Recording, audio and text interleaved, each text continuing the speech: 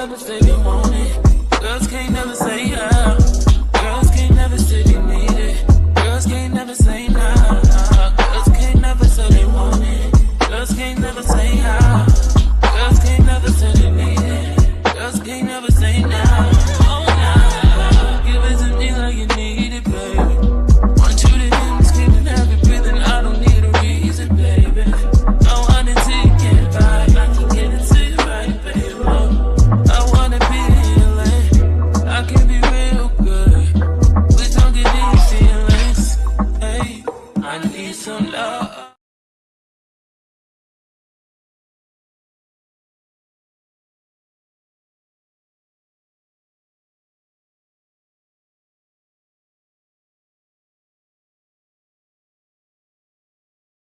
Address Whitney, because I'm gonna tell you something. Whitney came back in here, and Whitney mentioned Shaka Khan again. So I don't know what is going on with Shaka Khan. Whitney keeps mentioning Shaka Khan to me, and she said something else about Shaka Khan. It was like yesterday, and late over in the night, I started writing about it yesterday. And then I dreamt, and I saw Whitney, and she mentioned Monica, the singer Monica.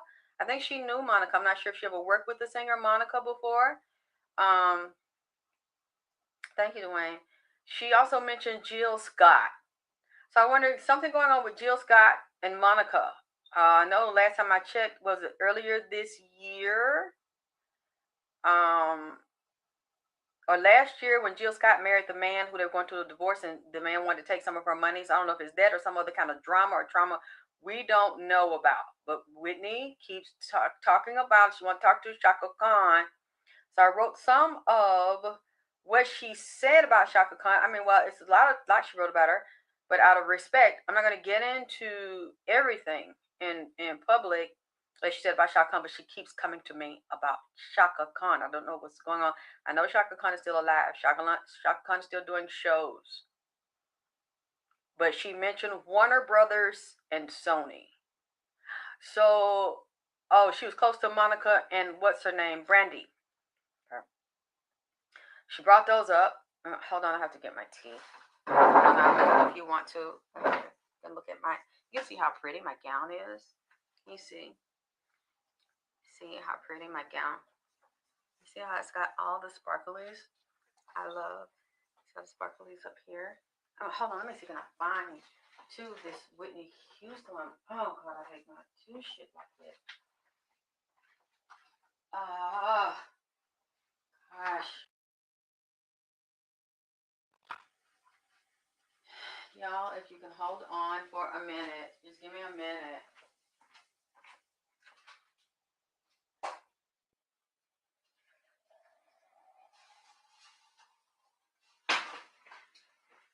Hold on, I'm going to see if I can find the paper. I just goddamn had it. It's very important. Hold on.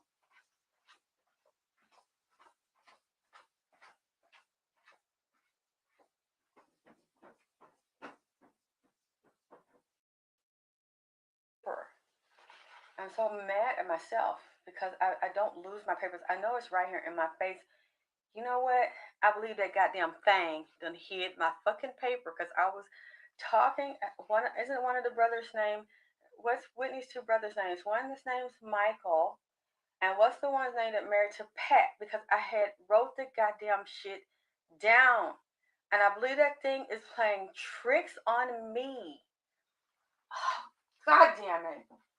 What's I hit my candle. Can you tell me because I was talking about him. Do you know which brother, what's Whitney's brothers? It's irritating me. I'm mad at myself when I make mistakes or something, but I think I'm gonna come up with this paper. Watch this here. We get off this live. I'm gonna come up with this paper. Gary. That's the thing was just fucking with me. It's the little bitty thing, this damn imp. You know what? Let me do my libations. Oh, you better give me my paper back! The thing in my paper, I know he hid my goddamn paper. The imp that be around Gary ass. Honey. Oh.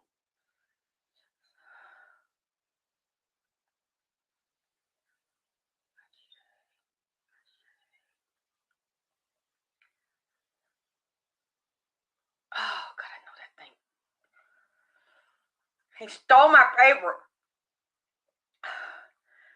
Oh, that little fucker. I didn't know he told me. I could hear him laughing now. He stole my paper. Let me tell you what happened. Oh,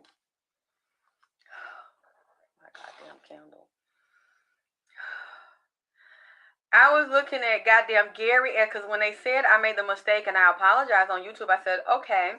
They were saying just one brother's a singer, but I realized both of them sing. Gary has sang backup for Whitney Houston.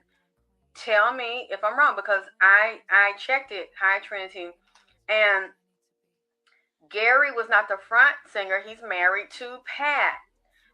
But the other one, Michael, is it Michael, the one that was a front singer and a solo singer?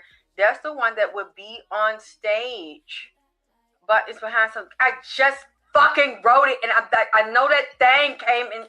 The imp did that goddamn shit. Yeah, Gary was married to Pat, and the imp is the one, like a little bitty damn midget demon that was talking about Gary, and that he have Gary on that goddamn heroin and have Gary on that motherfucking powder.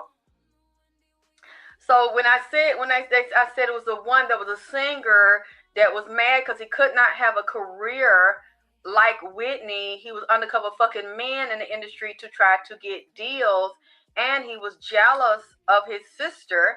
And then they said, no, you're talking about Michael. That's not Gary that's married. It's Gary married to Pat. No, I'm talking about both of their goddamn ass. They might not have both of them might not have had dicks in their mouth, but they had dicks laying around the side of their mouth. Okay, so we're going to put it like that. Both of them were jealous of her. Both of them wanted a career in the limelight and in singing and in music. And I'm seeing the one Michael. I don't see him lately. Do you see that thing? What the fuck? Something just flew in here. I know they're fucking with me.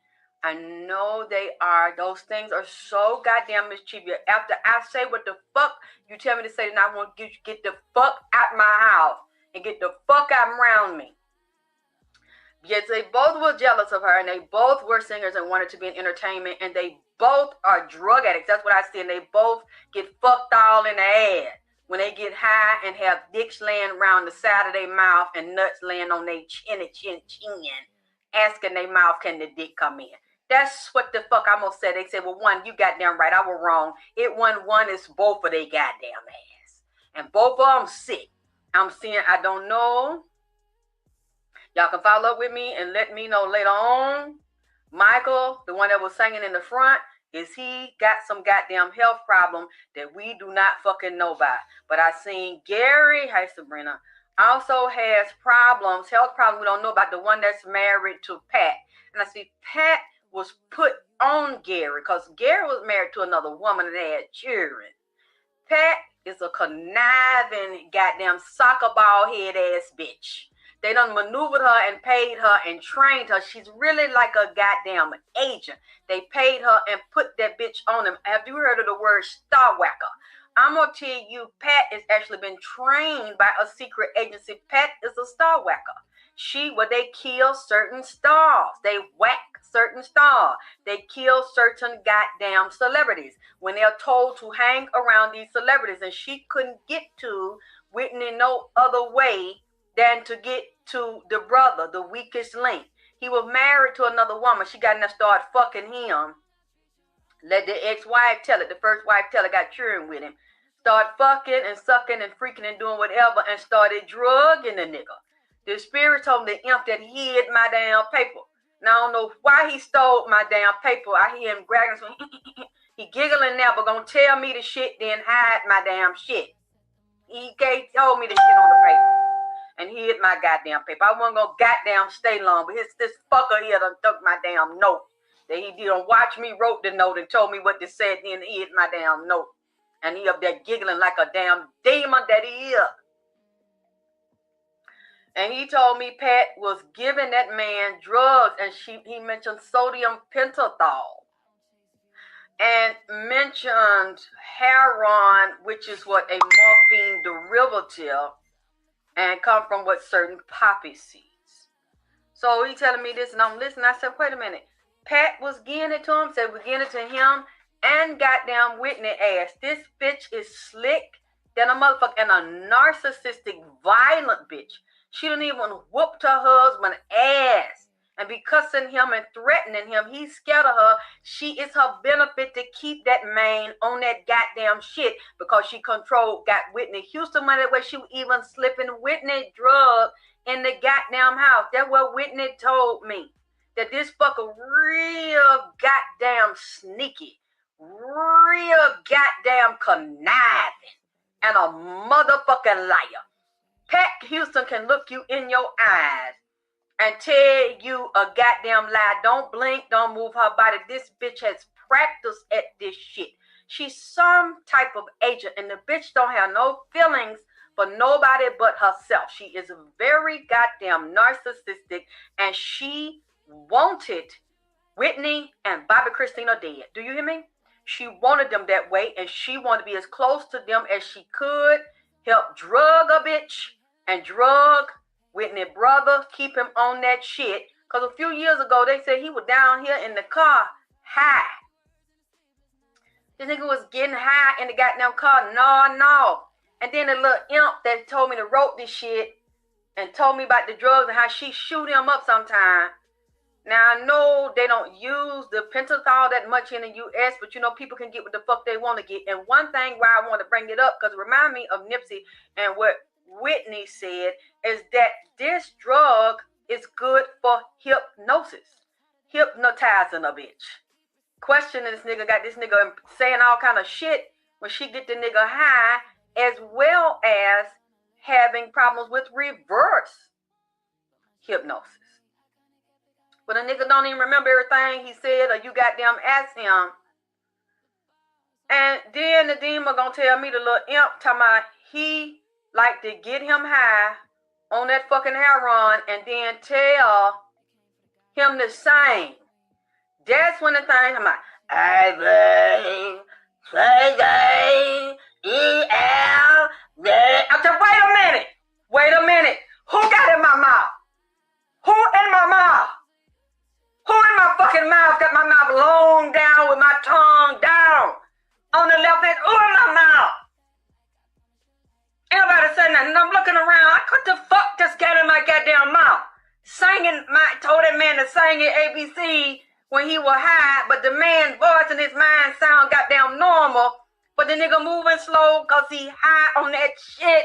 So what sound normal to him is down. I said, who got in my goddamn mouth from child spirit jumping in and out of me like that? Just like fat jumped in and out of me. Who jumped in my goddamn mouth on they cocked my mouth to the left. Then the imp came out, the demon to me. I make him sing. I let him get high on that heroin and get on that powder. Then I tell him to sing some song with me. I looked at Whitney. I said, Whitney, did the nigga sing when he get high on that shit? The demon have him like that? And then she told me, that's what he get. He put me on and said both of them were doing it with his goddamn ass. So y'all thank y'all for correcting me, because I said it was one of them that were doing it.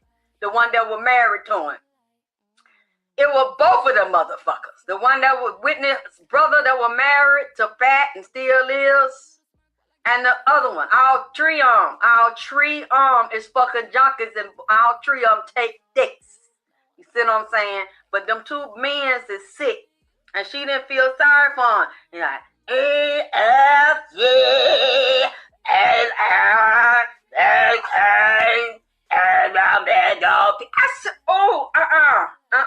I said, so you had that man singing his ABC like that with his mouth long on one side and his tongue down. He started laughing. Tell the wife, like her husband like that. Like the nigga a junkie and getting on that goddamn shit, and said that she gonna inherit everything as long as she keep that man a junkie and keep that man fucked up and get real high, still use and control him or manipulate him.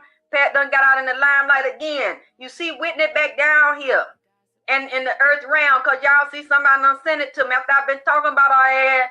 Then they gonna say, you see they finna do a Whitney hologram. You know Pat ass got something to do with that motherfucking shit. With the goddamn hologram finna come out in 2020 of Whitney. You see that? That's what Whitney was trying to tell me. You know, how this bitch is up to that goddamn shit again. And stealing that lady money, trying to make money off of Whitney's legacy and goddamn name. And I'm listening to this shit, and the damn demon up there giggling and told me he go over there and do that to him and torment that man. She helped. He already had it on them when they were young, and they let their sister Whitney get tied up in that shit and crossed around and still thinking shit gonna go that way. And it looked like he said he either got a goddamn kidney problem, the one that's married to Pat, and may have to go on dialysis if this don't get straightened out, if he ain't already on it on the goddamn low. I said the nigga got some kind of liver problem, no nigga got hepatitis or what this nigga got. But said both of Whitney's brothers is suffering from some type of bad illness. See, I'm glad I remember a lot of it because the thing done went in here and hid my damn paper. After he done told me that shit and ran my mouth over like that on the left. Just cock, I'm talking about out the blue man. My mouth cocked. And I started singing the ABC. And I had been thinking about ABC and I'm singing them. Then I said, why I keep thinking about some ABC? Then that thing rammed my mouth down real quick. And I said, who did? Goddamn it, who in my mouth? Who done dived in my goddamn mouth and cocked it to the left on the left hand shit? Then the demon appeared out. It's one of them little ones. That damn midget came in here and twists my damn mouth up like that and started singing to my, I had him do this, like that, real high pitch. I just fucking done stole my damn paper.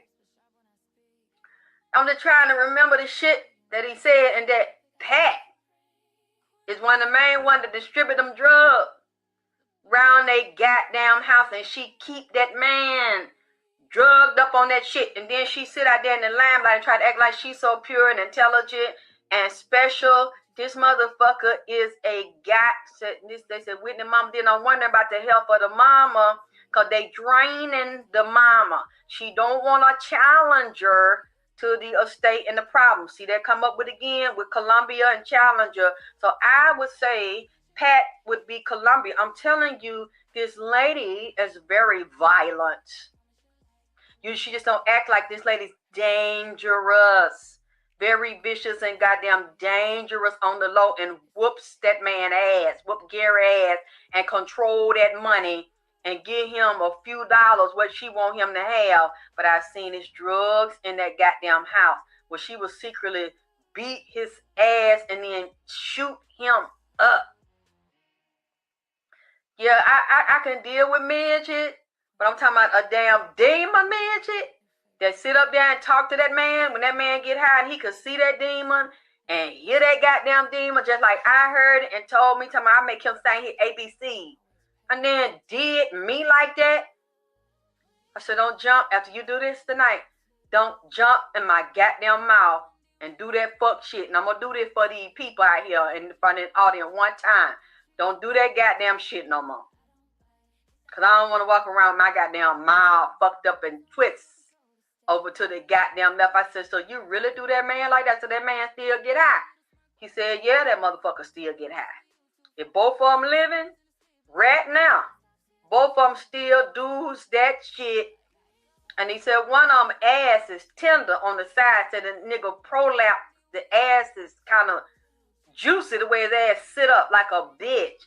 But said he get fucked all in the ass and got fucked so many times all in his ass that his ass is leaning over like prolapse, like swole up from the inside out. So he done did all that. Still didn't get no goddamn record deal.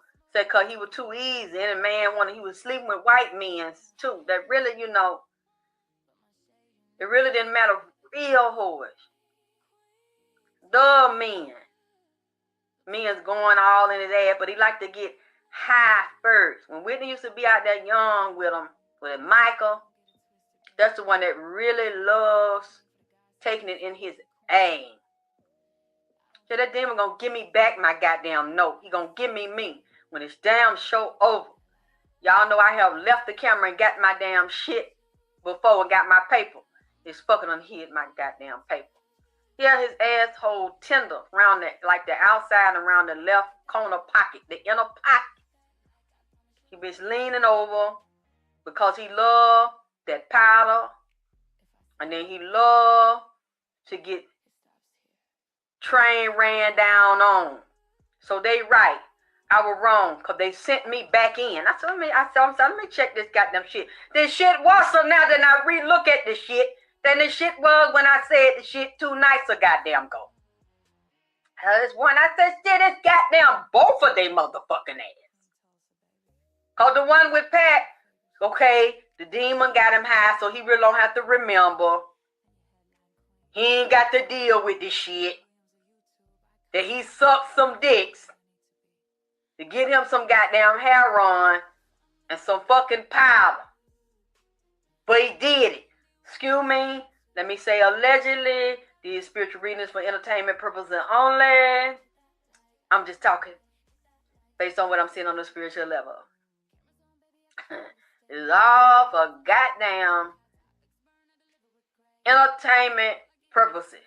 What I am saying, I seen that this damn imp, this little baby demon that's mischievous and dirty as hell, an old demon but in a young imp looking ass child body. This fucker messier than a motherfucker. He keeps up shit and got that man out there on that shit sucking dicks. Cause I remember a few years ago they seen Gary gnawing off high off that shit in his car. Gnawing early in the goddamn daytime. Done passed the fuck out. I'm talking there must be some fire. And then that demon started fucking with him. Get your ass up. Let's sing our ABC. I'm looking at this here. Then the same little bitty body. A dirty ass goddamn demon with a real little bitty ass body came in here talking to me. Whitney brought this little motherfucker in here talking about Chaka Khan ass yesterday. And I said, Whitney, goddamn, I don't know. I don't know how to tell it. You keep on coming to me. She said they want to cash Shaka out and cash her in.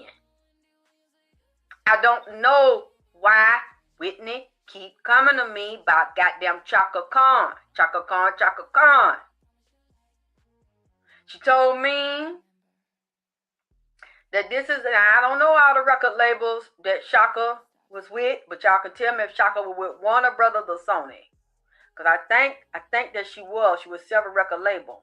For some reason, Whitney told me they name. So I don't know all the one that Whitney with or with, was Whitney ever with Warner Brothers and Sony. But it has came up because Whitney came in here and brought that damn imp. So I don't know if that's the same messy ass imp. Thank you for the heart, y'all. Or 2 different ones. No, it's not over there. I would never put it over there. I keep my paper together. I was upstairs writing out the drug name they told me that she used on that man. The spirit was describing her personality. So I'll just have to come back next week and do it. But I can remember how treacherous and low down she said she is. And she is only concerned with having the whole estate of Whitney Houston. And so the brother will not get nothing. He already weak. He does not control anything right now. Pat control that lady estate. When Whitney came in here, she was talking back about Shaka Khan. She brought this imp. It's a male being. She said this thing has been following Shaka Khan since the 70s. When Shaka was young, starting out in her career. And it mentioned a couple of the band members that was in Shaka. I think she started off with Shaka and Rufus. I seen this apartment, like you come in the front door, and when you walk down a hallway, you come in the front door, to the left, there's a little dining room table. Then you go further down, there's a kitchen right there, a small little kitchen with a little countertop that you can look out into the living room. Then if you come in, instead of going to the left to see the little dining area, you go to the right. That's where the living room is that the kitchen kind of looks out into. And then you go further on to the right, there's 2 bedrooms. One of the bedrooms I seen Shaka stayed in, so I don't know if it was a hotel, apartment she lived in one time. You go in the bedroom, the bed is up against the wall. The headboard's up against the wall. There's a window. Then right in front of the bed, there's a small wooden dresser. with the wooden mirror, like a little set right there. Then you go across the room. There's a closet right here. Might be two little closets. Whitney said, you know that little shoe box you had up under there? She had some in the shoe box. And she said, right there on the side of the shoe box, I looked down there. Whitney let me see the little imp down there. The little demon down there's a shadow person. And he would stay up under Shaka bed. Yes, I know she's close to Mickey Howard. Whitney knew Mickey. She hung with Mickey too. I don't know. She didn't mention Mickey. She keeps mentioning Shaka.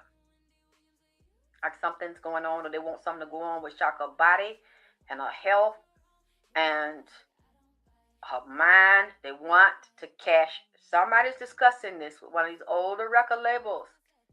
So I don't know if that means they got some of her music, or they own some of the music, or share the rights to it. All I know is Whitney keep on coming in my house, talk about Shaka Khan. I did it last time she did it.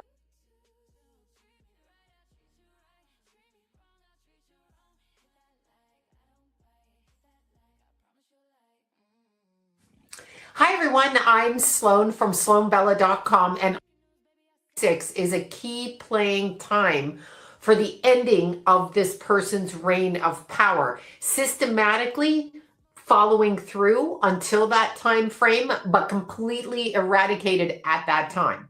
So the energy of this person's empire is slowly collapsing. Now, when you look at a person's empire or what they produce or what they create, that extends to family members and everybody down the line. Okay. So systematically, which is really interesting, because what I get is this particular person who has acquired, probably was the first hip hop billionaire in 2019. So they say, has acquired so much wealth and power over the masses, along with his very famous wife.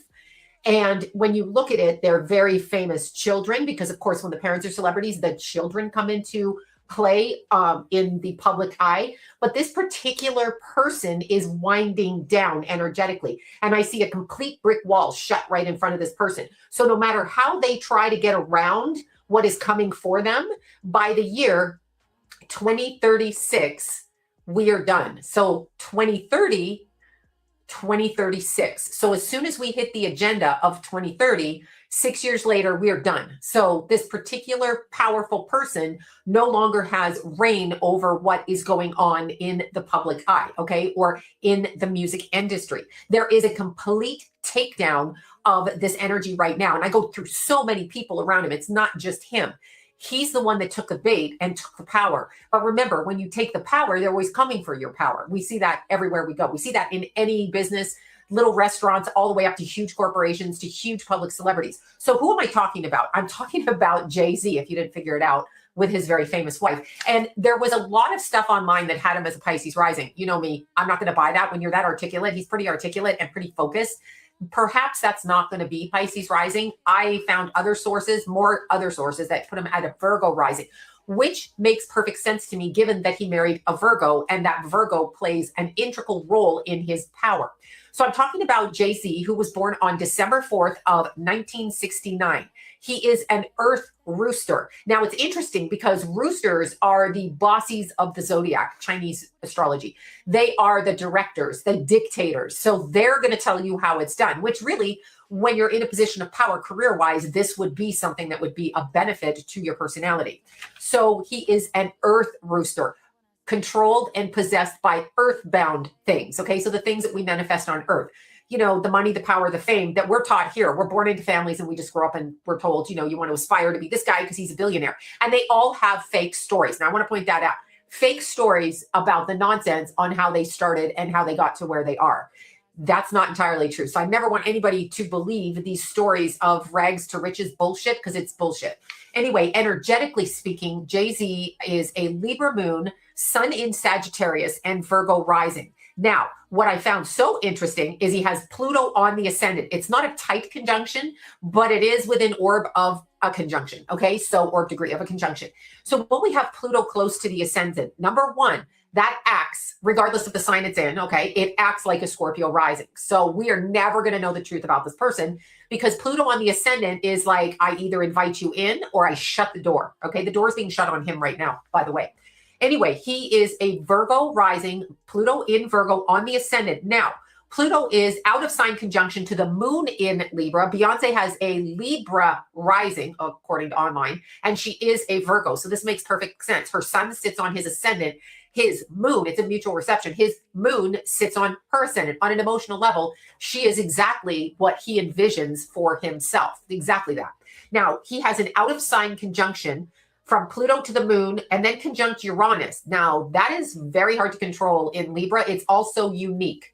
So the way that he thinks on an emotional level and the way that his women are, starting with his mother, all the way back to his mother and any female relatives that kind of shaped who he is, it's an ingenious type of energy because it's connected to Uranus. And Uranus in Libra is creatively, well, number one, it's visually, creatively, artistically, aesthetically pleasing to the public. So there would be that. Now, Uranus is conjunct the second house. You can be damn sure this man uses astrology. I'm going to say that. He uses astrology and he makes his money in unique and odd ways, which he does have facets in clothing and alcohol, a lot like the P. Diddy shit, which is code for I need to get rid of mass amounts of money from other type of work I'm doing. And how do I do that? I open up businesses and I run my money through these different businesses. This is just what I see with this. So he's got Uranus conjuncting the second house. Neptune conjunct Venus in Scorpio. Oh my God. Okay. So anyway, Venus in Scorpio is a sex. Like, I want to get with you. Neptune is there, which adds a spiritual element and or a delusional element. Okay. Could be delusional or spiritual or spiritually delusional. Like, this is my queen and I'm her king and we're going to be together as they act in public. In the lay terms with people in day-to-day life, Venus conjunct Neptune can be very difficult because you don't see the person as they are. You can hold them on a pedestal and devalue them equally as quickly, which can be very difficult for the relationship if you're the one being devalued or put on a pedestal, because nobody wants either one. You just want to be seen as you are, actually, technically. So we have Sun and Mercury conjunct in Sag. Now, this is a smart man. This is smart and it's articulate. It's in Sagittarius. Now, because he's born on December 4th and has a Saturn retrograde in Taurus in the 8th house. So Saturn retrograde instantly, automatically removes the father's influence from your life. Now, what do I mean by that? It can mean you have a working father who does not have time to come home and spend time with the kids. It can mean that your father's locked up in jail. It can mean that your father has no interest in being a father and or karmically wasn't told he was the father of you. So it can bring about so much in a person's chart. But the person who owns the Saturn retrograde, meaning the person with Saturn retrograde in their chart, it basically opens them up to the idea that they walk alone without the support of the father figure, whomever it is. It doesn't mean other people don't step in, all of that. But the father of origin, the birth father, is absent. And subsequent fathers after are absent. The 4th of the month, every month, all the way from January, all the way through to Pisces, like beginning of the year to the end of the year, which is December, actually not Pisces, from Aries to Pisces. I was doing from the first of the year. Anyway, Aries is actually the first of the year. We know this, but they screw with us with the calendar. Anyway, from Aries to Pisces, anybody born on the 4th of the month is absent a father figure. And as a result of, makes their own creative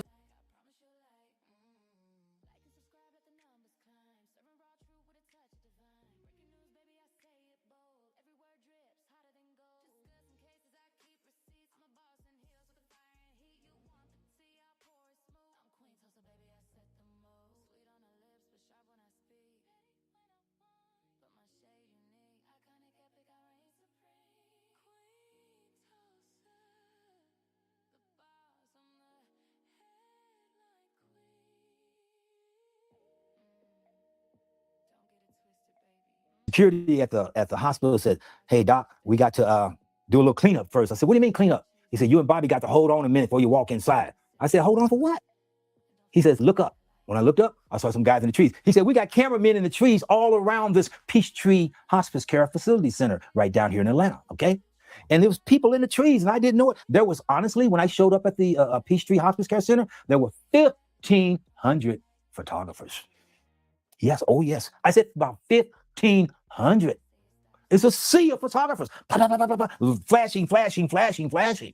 Okay? Wow. And so they had to do a little cleanup, and the security guy said, look up in the tree. And we saw a guy up in the tree, and he had like 4 or 5 big pillows, and he had himself prop, and he looked like he had a $200,000 camera, and he was leaning like this, leaning straight toward Bobby Christina's window. So they had to get a few guys out as much as they could out, and then I went inside. When I walked inside, Pat Houston had agreed.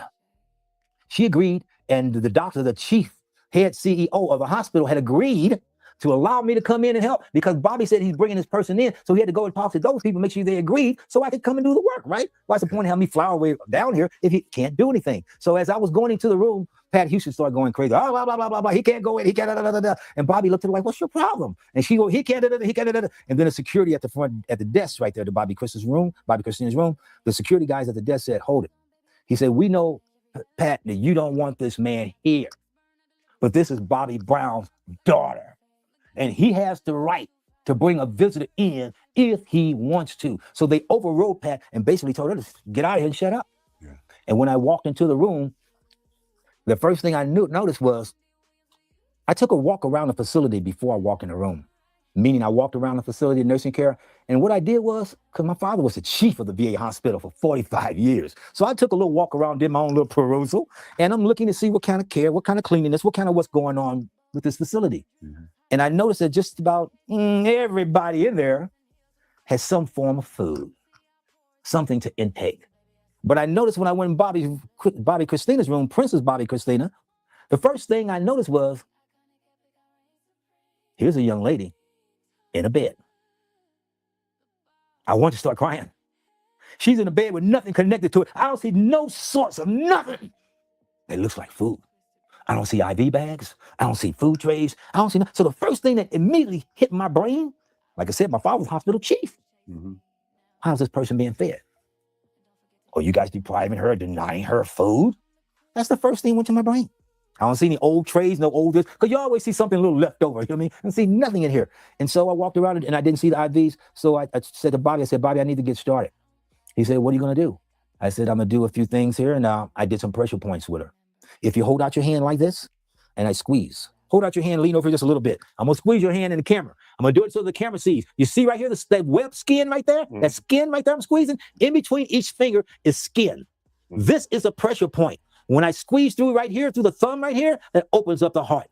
When I squeeze through here, it opens up through the bladder, through the liver, and through your kidney. If I squeeze hard, I could feel the pain in your brain. The pain that you feel, I can feel it. I feel it in your fingertips. So I teach young children how you can squeeze pressure points. Look at me, ladies and gentlemen. Here, if you didn't see good there, I'm doing it again. You see that little web? It looks like a web between the two skins. Squeeze it as hard as you can. You can't put enough pressure to it and make it hurt.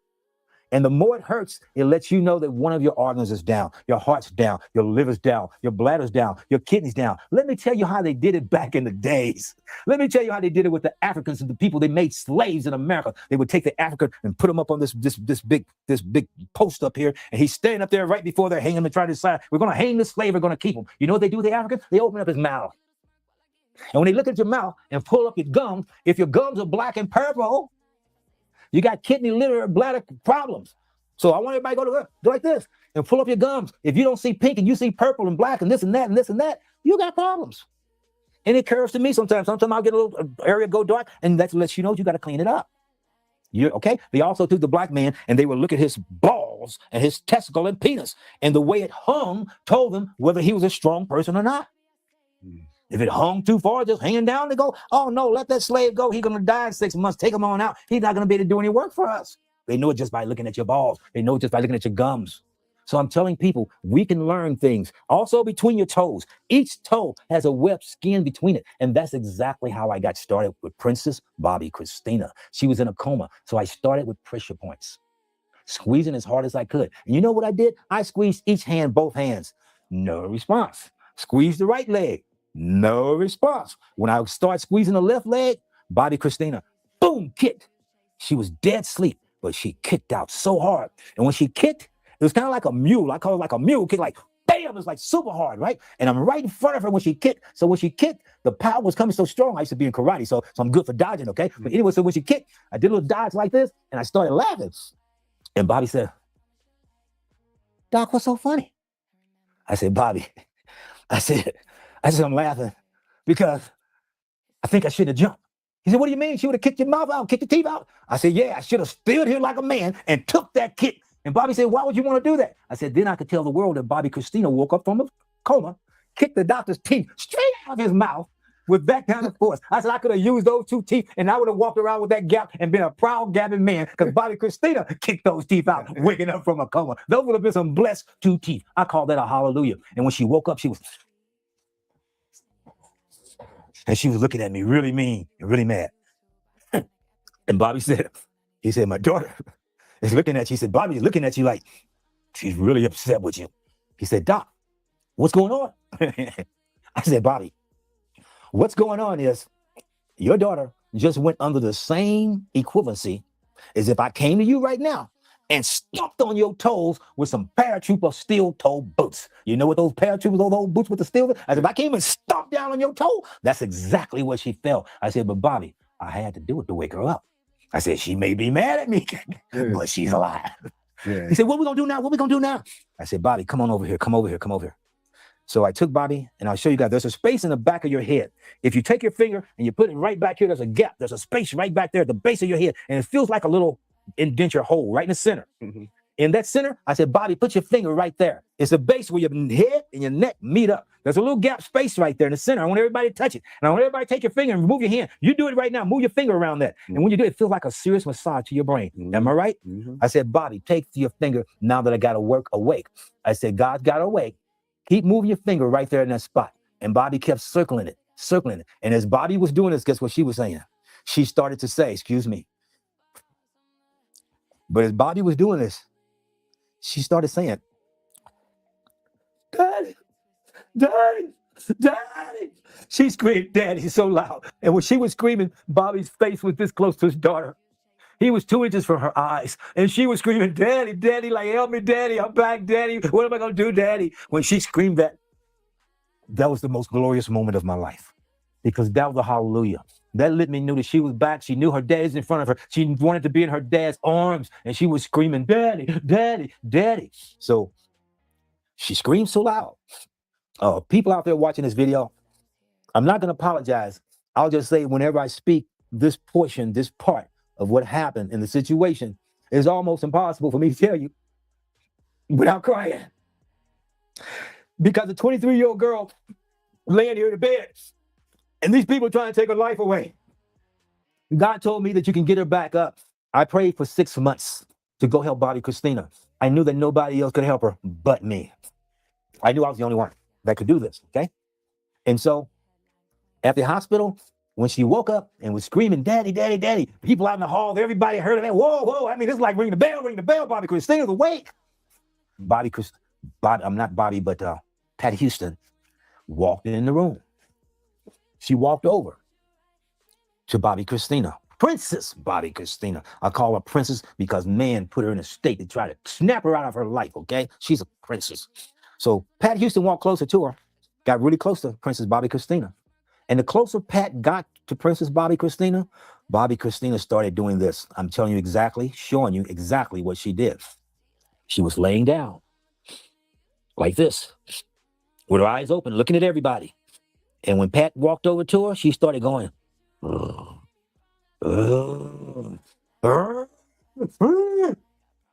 she went like that. Wow. She tried with all her might to come up with strength to get out the bed and kick Pat Houston's butt. That's what I saw in Bobby Christina, Princess Bobby Christina. If she could, she would have got out of that bed and tore that woman alive, tore to pieces. Now, And so Pat, this is what she did. You got to hear this now. Pat Houston, the funny part, Pat Houston, the funny part was, Pat Houston, she looked Princess Bobby Christina straight in the eyes, and she did like this, slowly starting backing up. She backed away from Princess Bobby Christina. She didn't like other people do, turn around and walk away. No, she backed her way out of that room. She didn't want to take her eyes off of Princess Bobby Christina, because she thought she may get out and snap her eyes out.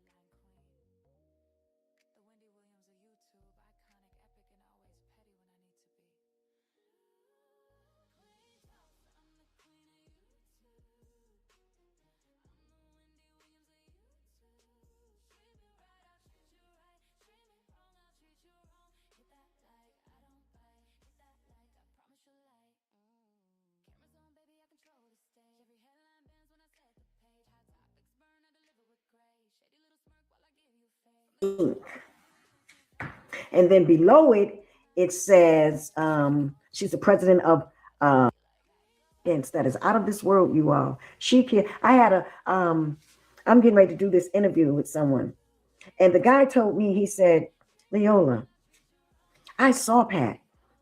He said, I'm not going to mention his name, but he said he was at the hospital when my brother, Bobby, brought Bobby Christina to the hospital in Chicago to see a brain specialist or a brain surgeon.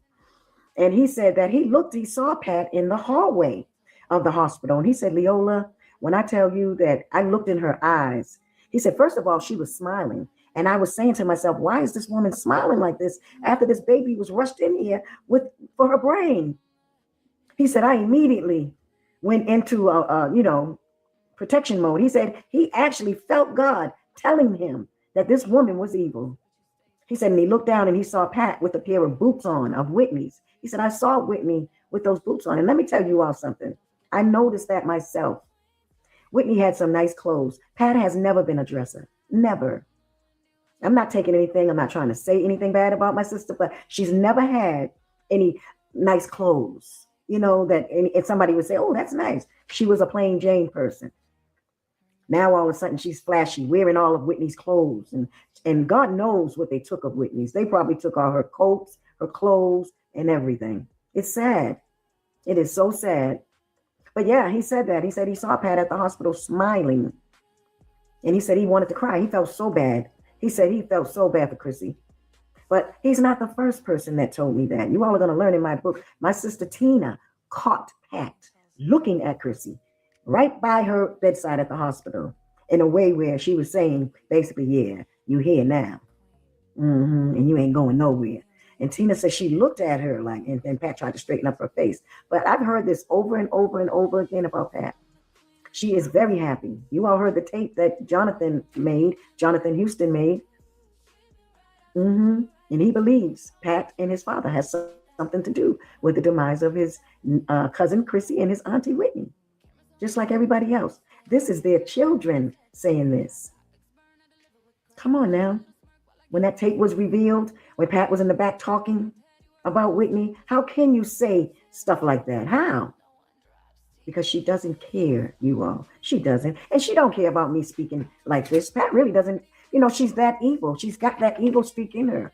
There's no remorse. No. She's not going to have no remorse until God does what he's about to do for her.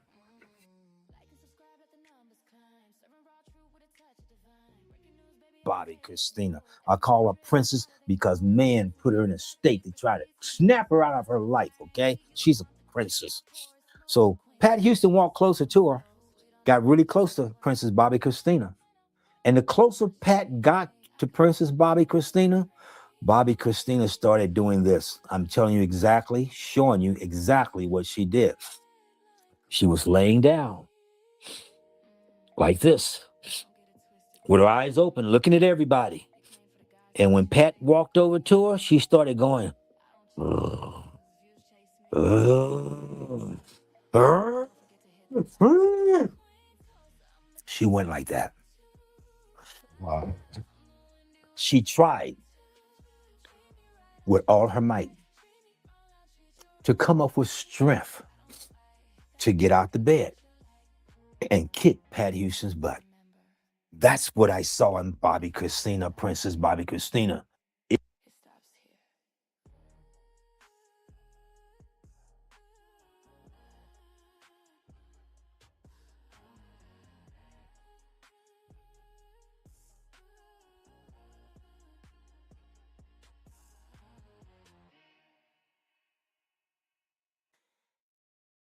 Queen Tulsa, baby.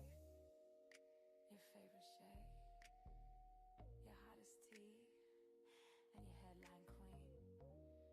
The Wendy Williams of YouTube. Iconic, epic, and always petty when I need to be.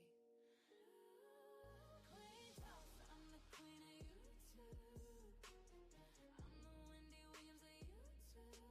Treat me right, I'll treat you right.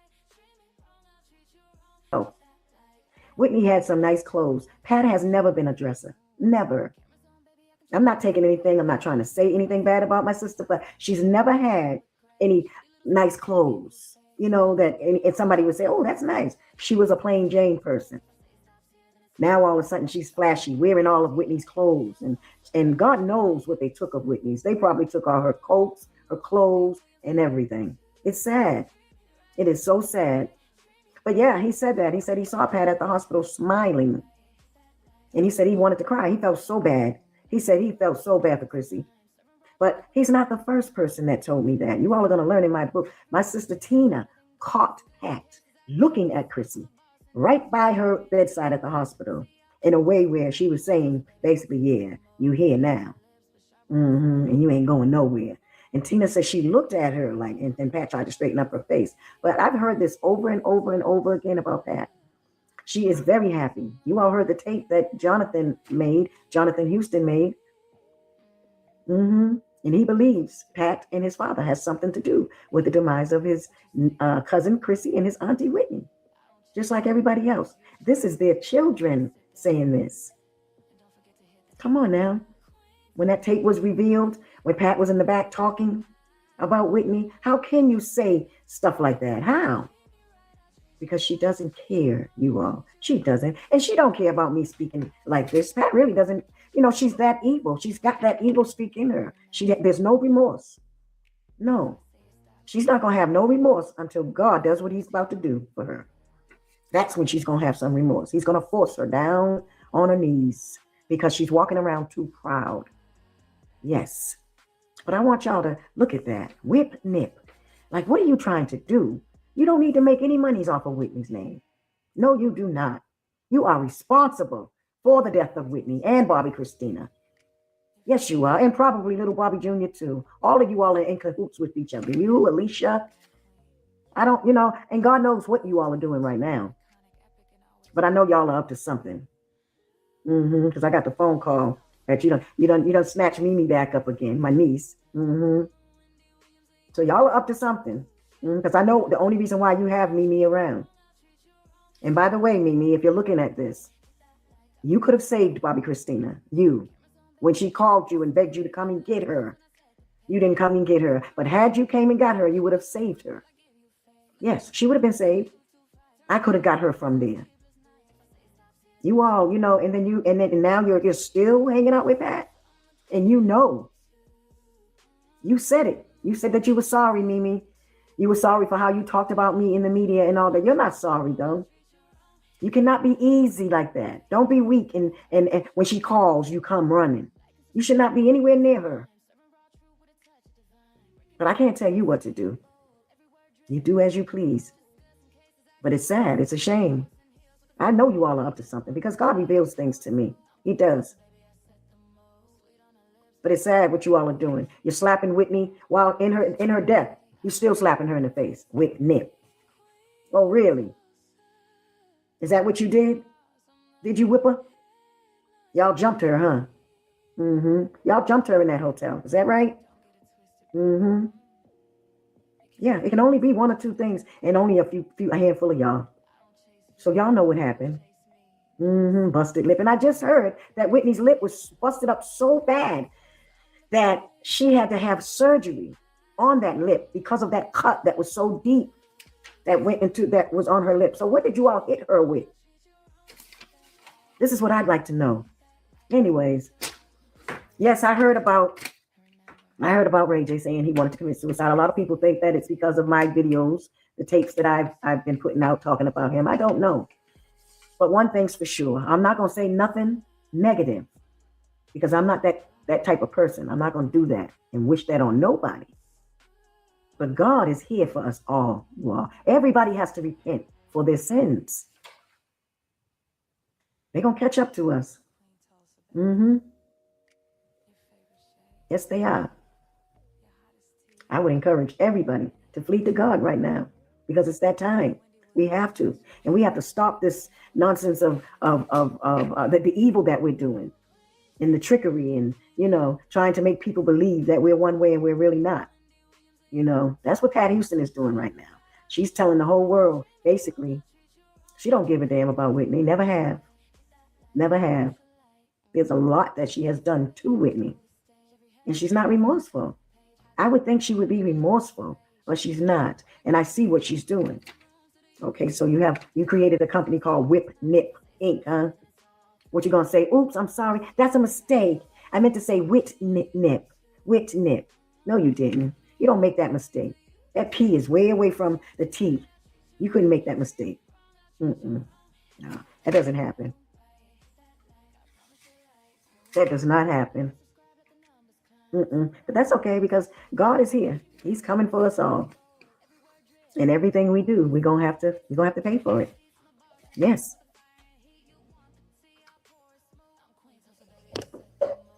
Because I'm gonna tell it all. I'm gonna talk. I'm gonna help Whitney and Bobby Christina and little Bobby get some kind of justice because it makes no sense what you all did. Nowhere in the history of life does a mother and daughter get found in a bathtub. That ain't never happened to nobody. And everybody's dying of overdoses. Oh, really? That's how y'all wanted it to look. Whitney was clean, like I said. Y'all did so many things to my niece. It's so sad. And Pat, I know all about that show. I told Christy not to do it with you. She said, Auntie Lily, I just did it because she kept begging me for money. But I knew, Pat, that you was going to do something. I knew it. I said, she's going to do something to make Chrissy look bad because they're preparing to grab Whitney's estate. So she's preparing all her evidence for the judge. So she wants to, now you place Nick on that show, have him feeding my niece things so that you can say, look, Your Honor, look at how she looks. That's why you did that, Pat. You brought that girl on to make Chrissy jealous so that would start conflict with Chrissy and Nick. I peeped the whole game that you did. I watched. I didn't watch that show like that. No, I didn't. So let me not lie. There's a lot that I haven't seen, but I didn't care to watch it. But I saw that part. I saw how you planted that girl there so that Chrissy can be. And this is after her mother is gone. You would do this, Pat. Do you really? You hate my niece that much? I already knew you hated Whitney, but that is ugly. So you see, Pat, I know your mind. I know how you operate. I know what's in here. You can fool the people out here, but you can't fool Leola. I know who you are. And when you do something, I know how you do it, where you're coming from and all. I know. You have a sick heart. And you need to be healed. And you are one of the ones that studies, supposedly. You're supposed to be what, a Hebrew Israelite or something like that? Is that what you study? So you know something about God. You're not just one of these young ones out here that, And you would do that to your sister, huh? Wow. I told Mama Sissy to watch her back. Gary, brother, if you're looking at this, you too. Michael, you too. Because Donna and Pat have a plan. Oh, yeah. Yes, they do. My brother Bobby needs to watch his wife too. These are the in-laws. The in-laws, you all. The Browns and the Houstons never had a problem or issue with each other. Never. It's the in-laws. Those on the outside. We never had a problem with each other. This is a sick world, man. People wanting to have money in their pocket.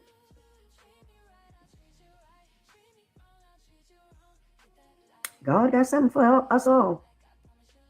With these ill hearts, he's got something for us. All that has to be removed up out of us.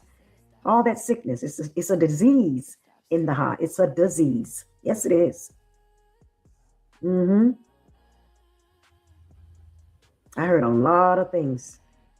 A lot of things. Oh, and that's another thing. I wanted to say this. Pat, Nikki told me about how Mama Sissy invited you and Gary to her house for dinner after the death of Whitney. And you all flew in from Atlanta. And Mama Sissy said, tell me what happened to my baby. And you two jumped up and said, we didn't come here for that. Oh, that's what you called us here for? We didn't come here for that. You knew Whitney didn't want to be here no more. And walked out the door and left Mama Sissy standing there like that. You know why? I told Mickey. I said, you know why they did that? Because they couldn't face Mama Sissy. They had to get up out of sight. They couldn't face her. They didn't want to face her because they had did what they did. But the plan from the beginning, I figured it out. You all were going to say, you all said, that was plan A, to get Chrissy first. And then you were going to say Whitney found her, so Whitney committed suicide right after that. But Chrissy came out of that bathtub. Oh, yeah. See how smart Leola is? Yeah, you know I got it right. You know I got it right. But see, Whitney had caught on to you guys, and that's why you didn't want her out of that hotel. Oh, yeah. The book is coming, though. The book is coming. I'm telling it because I know what happened. I know why Whitney was looking for you all. She's looking for you. She's looking for Ray J. Ray J said in the media he regretted the missed phone calls. Pat, you sat in front of Oprah and said you didn't answer her phone call all that day because you knew why she was calling you. You knew. You knew what Whitney wanted, but you couldn't answer her. I knew what she was going to ask you. I know exactly what she was calling you for. And you ducked her. But at the same time, Ray, this is to your brother Ray, Pat. And with all due respect, Ray, you know I respect you. Always have. But come on, man. We all know. We know that you know something, Ray. You were Whitney's security. And that's one thing Whitney never deviated from. She never. Anytime she went out of town and had a hotel, she had security at her door, Ray. And you always had a room next door to her. You was always right there at her door. So how could you tell me that her room looked like a tornado hit it? Where was you? Where was you at, Ray? Seriously, you never told me that. You never explained to me when we were sitting there talking. When I was trying to find out what happened, Pat called somebody to come and get you, to keep you away from me, because she didn't want you telling me anything. But y'all didn't think that nobody was going to ask? We know how everything goes and operates out on the road with Whitney. Her room looked like a tornado hit it. So I guess that's when Pat and Gary went in there and moved stuff in and out. Because I already know what they did. My nephew Gerard Brown told us Pat and Gary was taking stuff out the room, putting stuff in. Y'all stepped over Chrissy. He said y'all wouldn't even help him with Chrissy. She fell on the floor crying. And y'all just stepped over her. Oh my God. While Whitney's body laid there dead, you all are running in and out of the room, taking stuff, putting stuff in, staging stuff, see? Because Whitney was clean. The autopsy said that. So y'all made it look like there was a little drug thing going on. You know, why would there be drugs in a hotel room with a person and it not be in their system? So Pat and Gary, you all planted those drugs there. Yeah, you all did. And I don't even believe that was Whitney's room that she was in. No, I don't believe that was Whitney's room. I'm going to tell everybody what I believe in the book. But that was dirty. That was very dirty. Yes. See, I said some things you didn't think I knew about, huh? Yes. And Ray J, with all due respect to you, my brother, I don't know what they told you or who's telling you what, but you don't know me, brother. You don't know me. Don't believe what you hear. Because I have always been the type of person to speak my mind. If you know anything about me, go ask my brother Bobby. Can't nobody stop me from speaking out on the truth. No. Your mother cannot scare me with all the threats. If I speak out and mention Ray J's name, she's going to sue me. You can't sue somebody for what is true. No, you can't. So I'm just saying, you know, everything is going to be revealed. I have to tell what you did because my niece was rushed to the hospital. Yes. And you forced that on her. That's what makes you so guilty, because you wouldn't take no for an answer. Okay, you can't do that to people. We loved my niece. We loved Whitney. We love our family. Don't you love your family? If somebody was to do something to your child, how would you feel? You would feel the same way. So don't nobody come at me telling me I should shut my mouth and all that. No, you don't get to do that. You don't get to do that to my family members and then think we're going to keep our mouth shut. No, you do not. You are not God. I'm sorry. You are not God. And if you know anything about me, I don't sweat nobody. I don't care nothing about you being an entertainer or, you know, famous and all that crap. I don't care nothing about it. No, because the real stars are the people of God. That's the real stars in the world. Okay? At the end of the day. But yeah, you guys, I want you all to check that out. Check that out and look at that. And look what Pat did. Whip, nip, ink. And then she says, and on the same page, under it, wit, W-H-I-T. So I guess she's saying, you know, that's a message to you all that she whipped nip. That's all that is. She didn't make a mistake. That's not a typo. That's not a typo, baby. No, sir. That P is way away from the T. You didn't do that by accident. I just wanted to point that out. But I got some more videos coming. I just wanted you all to see that. Okay? Look at that.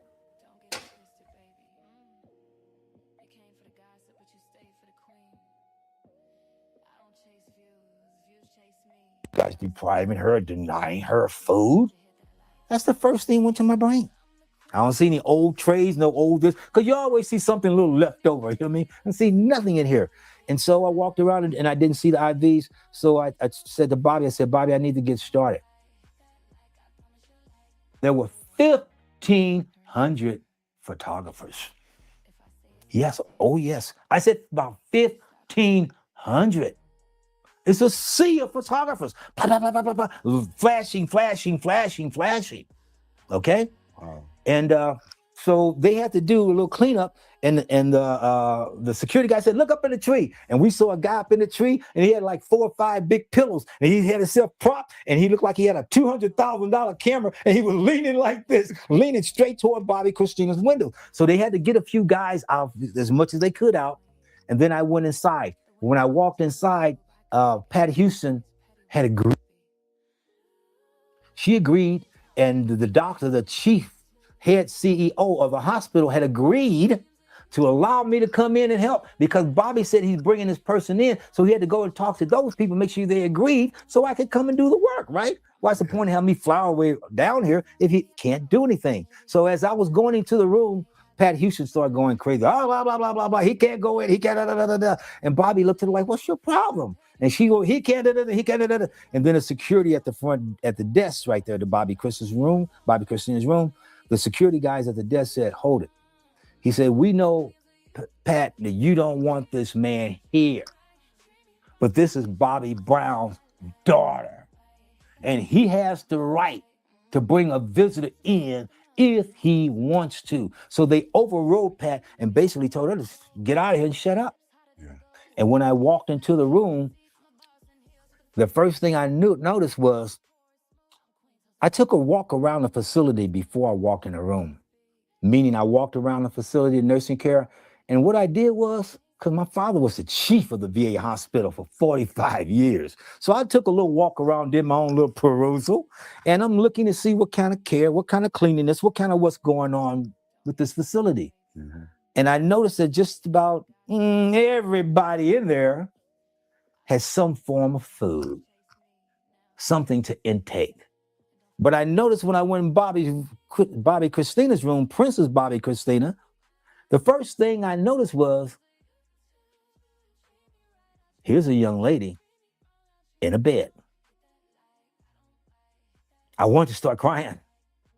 She's in a bed with nothing connected to it. I don't see no source of nothing that looks like food. I don't see IV bags. I don't see food trays. I don't see nothing. So the first thing that immediately hit my brain, like I said, my father was hospital chief. How's this person being fed? Oh, you guys depriving her, denying her food? That's the first thing went to my brain. I don't see any old trays, no old this, because you always see something a little left over, you know what I mean? I see nothing in here.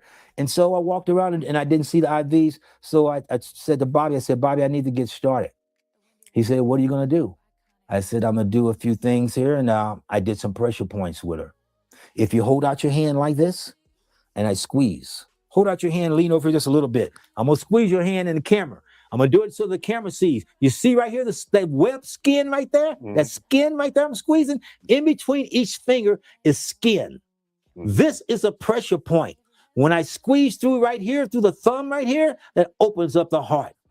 When I squeeze through here, it opens up through the bladder, through the liver, and through your kidney. If I squeeze hard, I could feel the pain in your brain. The pain that you feel, I can feel it. I feel it in your fingertips. So I teach young children how you can squeeze pressure points. Look at me, ladies and gentlemen. Here, if you didn't see good there, I'm doing it again. You see that little web? It looks like a web between the two skins. Squeeze it as hard as you can. You can't put enough pressure to it and make it hurt. And the more it hurts, it lets you know that one of your organs is down. Your heart's down, your liver's down, your bladder's down, your kidney's down. Let me tell you how they did it back in the days. Let me tell you how they did it with the Africans and the people they made slaves in America. They would take the African and put them up on this big post up here, and he's standing up there right before they're hanging him and trying to decide, we're going to hang this slave, we're going to keep him. You know what they do with the African? They open up his mouth. And when they look at your mouth and pull up your gums, if your gums are black and purple, you got kidney, liver, bladder problems. So I want everybody to go like this and pull up your gums. If you don't see pink and you see purple and black and this and that and this and that, you got problems. And it occurs to me sometimes. Sometimes I'll get a little area go dark, and that lets you know you got to clean it up. Okay? They also took the black man and they would look at his balls and his testicle and penis, and the way it hung told them whether he was a strong person or not. If it hung too far, just hanging down, they go, oh no, let that slave go. He's going to die in 6 months. Take him on out. He's not going to be able to do any work for us. They know it just by looking at your balls. They know it just by looking at your gums. So I'm telling people, we can learn things. Also between your toes. Each toe has a web skin between it. And that's exactly how I got started with Princess Bobby Christina. She was in a coma. So I started with pressure points, squeezing as hard as I could. And you know what I did? I squeezed each hand, both hands. No response. Squeeze the right leg. No response. When I start squeezing the left leg, Bobby Christina, boom, kicked. She was dead asleep, but she kicked out so hard. And when she kicked, it was kind of like a mule. I call it like a mule kick, like bam, it's like super hard, right? And I'm right in front of her when she kicked. So when she kicked, the power was coming so strong. I used to be in karate, so I'm good for dodging, okay? But anyway, so when she kicked, I did a little dodge like this, and I started laughing. And Bobby said, Doc, what's so funny? I said, Bobby, I said, I'm laughing because I think I shouldn't have jumped. He said, what do you mean? She would have kicked your mouth out, kicked your teeth out? I said, yeah, I should have stood here like a man and took that kick. And Bobby said, why would you want to do that? I said, then I could tell the world that Bobby Christina woke up from a coma, kicked the doctor's teeth straight out of his mouth with that kind of force. I said, I could have used those 2 teeth and I would have walked around with that gap and been a proud gapping man because Bobby Christina kicked those teeth out, waking up from a coma. Those would have been some blessed 2 teeth. I call that a hallelujah. And when she woke up, she was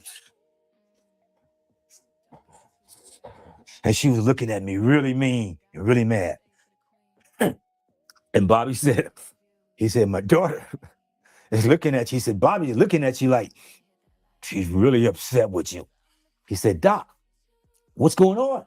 I said, Bobby, what's going on is your daughter just went under the same equivalency as if I came to you right now and stomped on your toes with some paratrooper steel toe boots. You know what those paratroopers, those old boots with the steel, as if I